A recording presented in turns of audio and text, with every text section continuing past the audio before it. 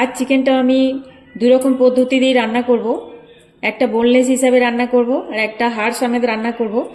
দুই রকমভাবে এই চিকেনটা রান্না করব, সম্পূর্ণ নতুন পদ্ধতিতেই রান্না করব।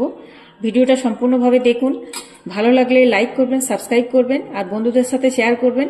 ভিডিওটা সম্পূর্ণভাবে দেখুন আমি কিভাবে এই রান্নাগুলো করছি। দুই রকমভাবে রান্না করব। যে হাড় আছে কিছুটা হাড় আমি কেটে নেব, এই বোনলেস করে নেব এই মাংসগুলো নিয়ে, সেটা আমি আলাদা পদ্ধতিতে রান্না করব।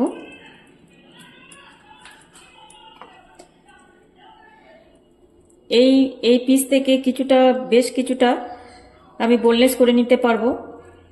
এইরকম কিছু পিস আছে যেগুলো থেকে বোনলেস করার সুবিধা হবে, যেমন এই পিসটা, এতে বোনলেস করার সুবিধা আছে।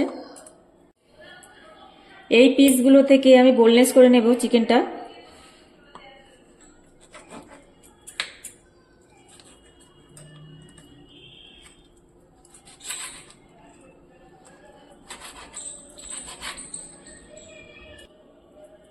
এই অংশ থেকেও কিছুটা আমি কেটে নেব।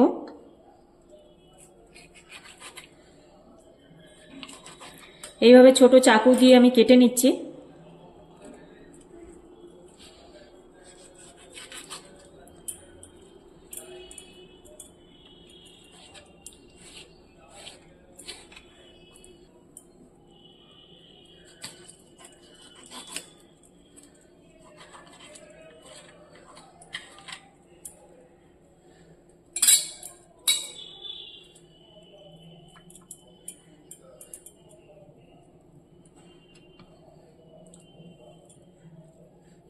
এইভাবে ছোট ছোট পিস থেকে আমি মাংসগুলো কেটে নিলাম।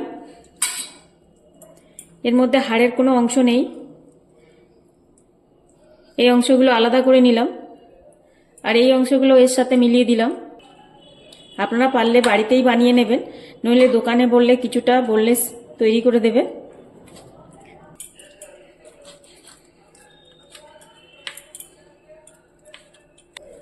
এইভাবে ছোট ছোট পিস করে কেটে নিলাম মাংসটা, এটা আমি আলাদা করে রাখবো।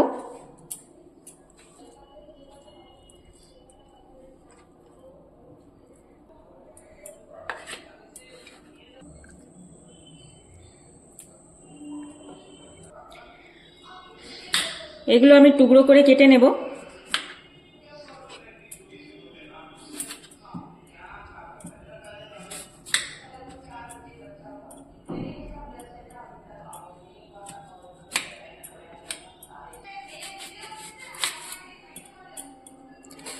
একটু বড় টুকরো করে কেটে রাখবো।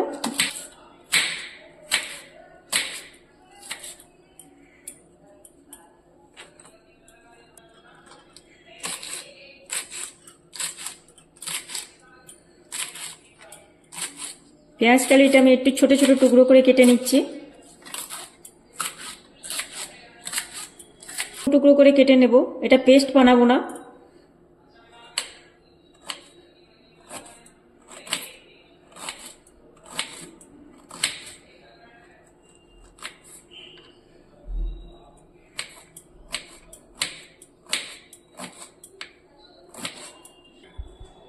যত ছোট পারবেন টুকরো টুকরো করে কেটে নেবেন।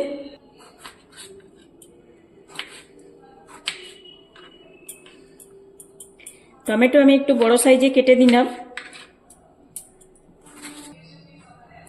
রসুনটা আমি পেস্ট বানাবো না, এইভাবে গোটা গোটা রান্না করব।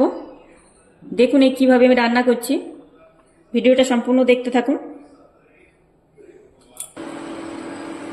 প্রথমে কড়াতে আমি অল্প একটু সরষের তেল দিয়ে দেব।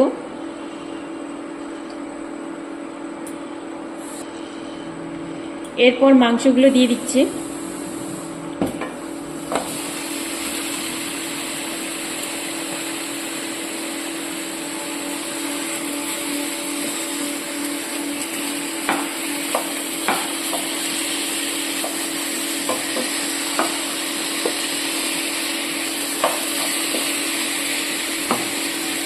এরপর কাটা পেঁয়াজগুলো দিয়ে দিলাম।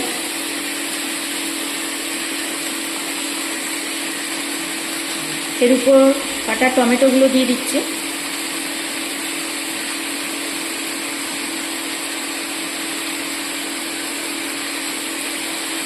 এটা হালকা হিটে তৈরি করতে হবে। এরপরে আদা কুচিটা দিয়ে দিচ্ছি।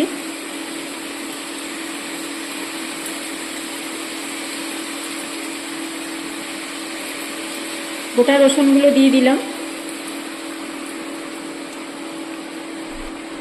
টুকরো করা পেঁয়াজের গাছটা দিয়ে দিচ্ছি। এরপর পরিমাণ মতো মশলা দিয়ে দেব। 1 চামচ হলুদ, 1 চামচ কাশ্মীরি লাল মির্চ। এটা কালার আর ঝাল একটু কম পরিমাণে হবে, কিন্তু কালারটা ভালো হবে। এরপর দেব এটা চিকেন মশলা 1.5 চামচ।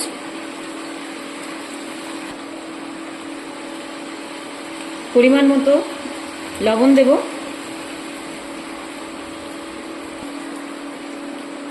এক চামচ চিনি দিলাম। আপনারা যদি চিনি না দিতে ইচ্ছে হয় তো দেবেন না, আমি মাংসে একটু চিনি দিয়েই রান্না করি। এরপর আমি সরষের তেল দেব পরিমাণ মতো।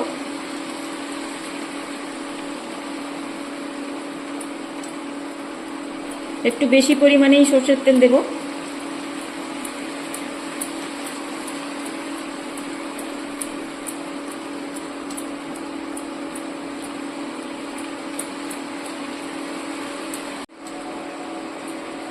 সবার শেষে দিলাম 1 কাপ পরিমাণে জল। এইভাবে 1 কাপ পরিমাণেই জল দিয়ে এই মাংসটা সম্পূর্ণভাবে সিদ্ধ করব।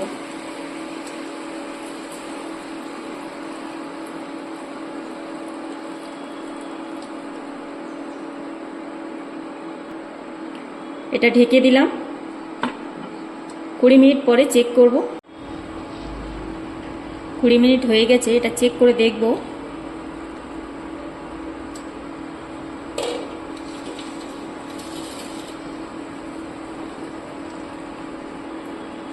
প্রথম থেকে একবারও আমি নাড়াচাড়া করিনি, যেমন দিয়েছি ঠিক তেমনই আছে। এরপর আমি একটু নাড়াচাড়া করে দেখব। এটা 50% প্রায় সিদ্ধ হয়ে গেছে, দেখুন কেমন সিদ্ধ হয়ে গেছে। এরপর আমি নেড়ে চেড়ে দেবো ভালোভাবে।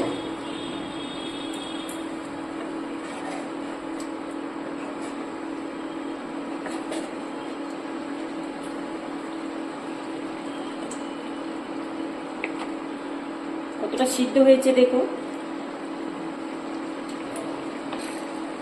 মশলাটা তৈরি করে নেব। তেজপাতা, এলাচ আর কালো মরিচ আছে,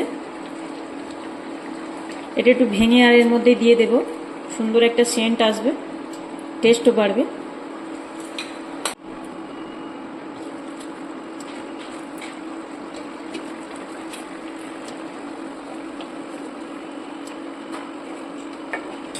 এরপর দিয়ে দেব 2টো কাঁচা লঙ্কা। তেজপাতাটা 2 টুকরো করে নিয়েছি।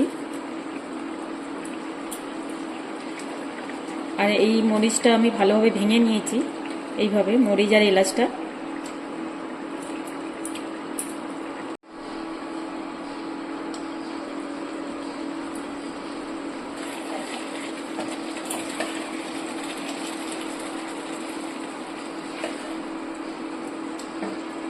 দেখুন কতটা গ্রেভি মোটা হয়ে গেছে। উপর থেকে 1 চামচ গরম মশলা দিয়ে দেব। কিছুটা ধনেপাতা কুচি দিয়ে দিলাম।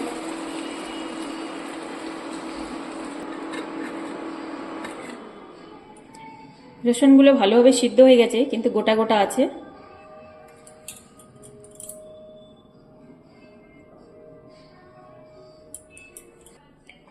এটা দেখতে যতটা সুন্দর, খেতে ততটাই টেস্টি। একবার বাড়িতে অবশ্যই এটা বানিয়ে দেখবেন আর কমেন্ট করে জানাবেন কেমন লেগেছে। আর ভিডিওটা দেখার জন্য থ্যাংক ইউ।